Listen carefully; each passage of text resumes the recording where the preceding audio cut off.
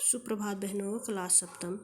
कल आपके पाठ भाषा में पाठ 5 मिठाई वाला के अनुमान और कल्पना के 2 प्रश्न हो गए थे। आज है आपका प्रश्न नंबर 3, जहाँ पर आपका प्रश्न नंबर 2 पूर्ण हो चुका था। ठीक उसके नीचे से आप लिखेंगी प्रश्न नंबर 3। वो है, क्या आपको लगता है कि वक्त के साथ फेरी के स्वर कम हुए हैं? कारण लिखिए। तो इसका उत्तर है, उत्तर लिखेंगी आप, प्रश्न लिख के नीचे से उत्तर लिखेंगी। जहाँ पर आपका कल का कार्य पूर्ण हो गया था उसी के नीचे से प्रश्न नंबर 3 उतार के उसका उत्तर लिखेंगी। उत्तर में लिखेंगी, हाँ, वक्त के साथ फेरी वाले के स्वर कम हुए हैं, पूर्ण विराम, क्योंकि रहन सहन के बढ़ते स्तर के कारण बढ़ते स्तर के कारण लोग इन फेरी वालों से सामान खरीदना अपनी इज्जत घट जाना मानते हैं। अर्थात ये सस्ते हैं करके सोचते हैं। उसे लिखता तो नहीं है, पर आप यहाँ से लिखेंगी, वक्त के साथ फेरी वालों के स्वर कम हुए हैं क्योंकि रहन सहन के बढ़ते स्तर के कारण लोग इन फेरी वालों से सामान खरीदना अपनी इज्जत घट जाना मानते हैं, पूर्ण विराम। इसके अलावा जगह जगह मॉल, शॉपिंग सेंटर आदि के खुलने से लोगों को अब एक ही छत के नीचे सभी सामान मिल जाते हैं। अब है भाषा की बात। भाषा की बात में है एक मिठाई वाला, बोलने वाली गुड़िया। मिठाई वाला और बोलने वाली गुड़िया। इसका क है, इसमें क दे रखा है। ऊपर वाला का प्रयोग है।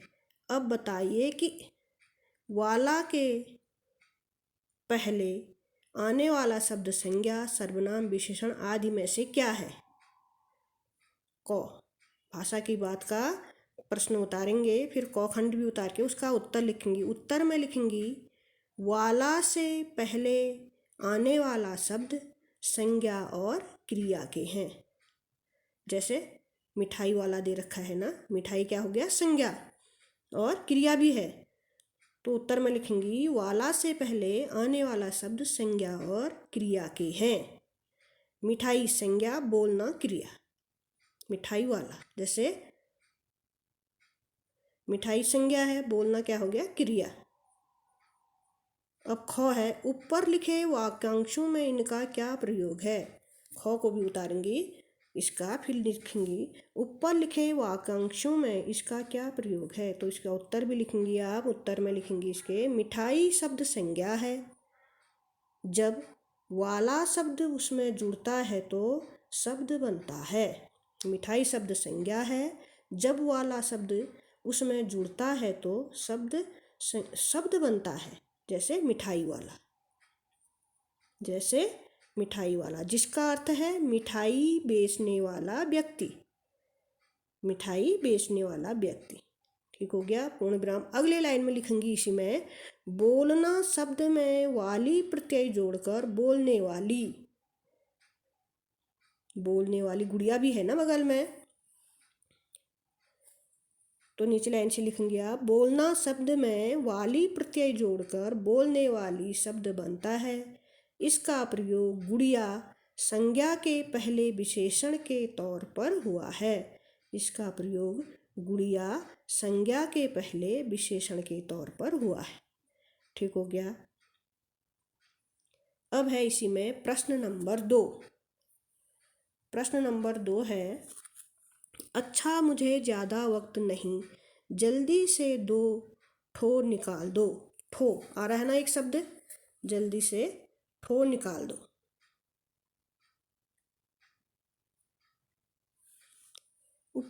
उपर्युक्त वाक्य में ठो के प्रयोग की ओर ध्यान दीजिए। पूर्वी उत्तर प्रदेश और बिहार की भाषाओं में इन शब्द का प्रयोग संख्यावाची शब्द के साथ होता है। जैसे भोजपुरी में 1 ठो लड़का, 4 ठो आलू, 3 ठो बटुली। ऐसे शब्दों का प्रयोग भारत की कई अन्य भाषाओं बोलियों में भी होता है।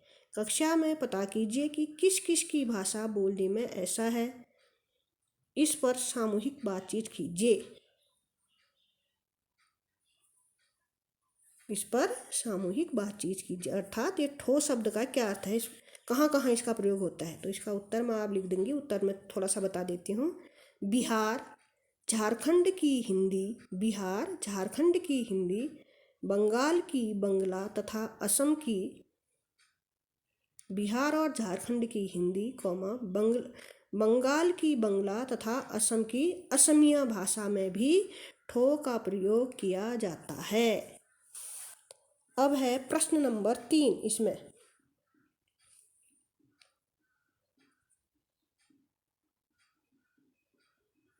प्रश्न नंबर 3, वे भी जान पड़ता है पार्क में खेलते, वे भी जान पड़ता है पार्क में खेलने निकल गए हैं। क्यों भाई किस तरह देते हो मुरली, क्यों भाई किस तरह देते हो मुरली। दादी चुन्नू मुन्नू के लिए मिठाई लेनी है, जरा कमरे में चलकर ठहराओ। भाषा के ये प्रयोग आजकल पढ़ने सुनने में नहीं आते, आप ये बातें कैसे कहेंगी।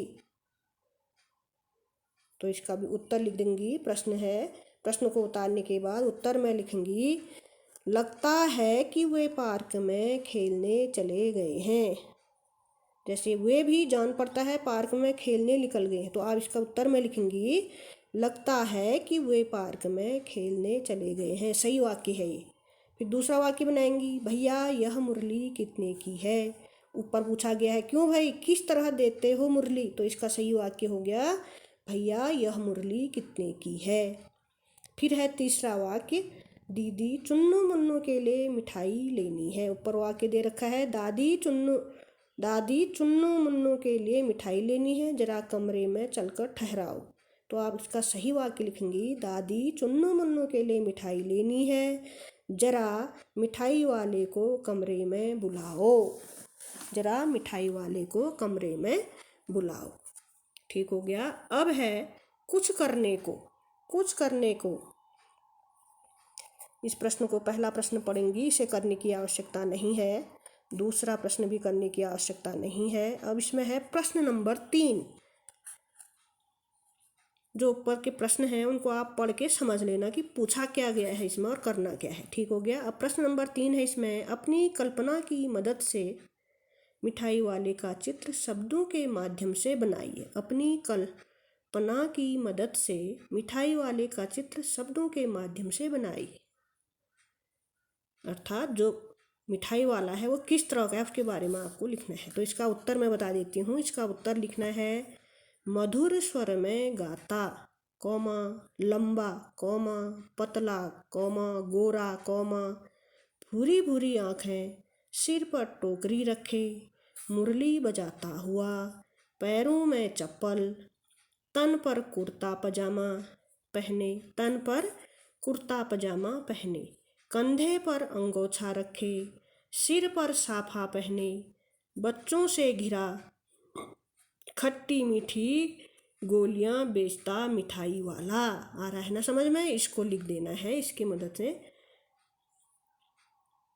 मिठाई वाले का चित्र सामने आ जाएगा, वो आपको स्वयं ही दिख जाएगा। ठीक हो गया। जितना मैं बता रही हूँ इसको लिखना। इस प्रश्न को लिखने के बाद आपको स्वयं लगेगा कि मिठाई वाला किस तरह का होगा। ठीक हो गया। आज आपका पाठ 3 पूर्ण हो चुका है। अब आपको कल व्याकरण में काम कराएंगे। ठीक हो गया। आप व्याकरण और महाभारत की एक अलग से कॉपी बनाएंगी, उसमें व्याकरण और महाभारत करेंगे। ठीक हो गया। एक कॉपी के 2 हिस्से करेंगी। आधी पहले में व्याकरण का काम करेंगी जो मैं कल से कराऊंगी, और पीछे को फिर महाभारत। आज इतना ही। इसको सुन करके सुंदर लेख में अपनी उत्तर पुस्तिका में करेंगे।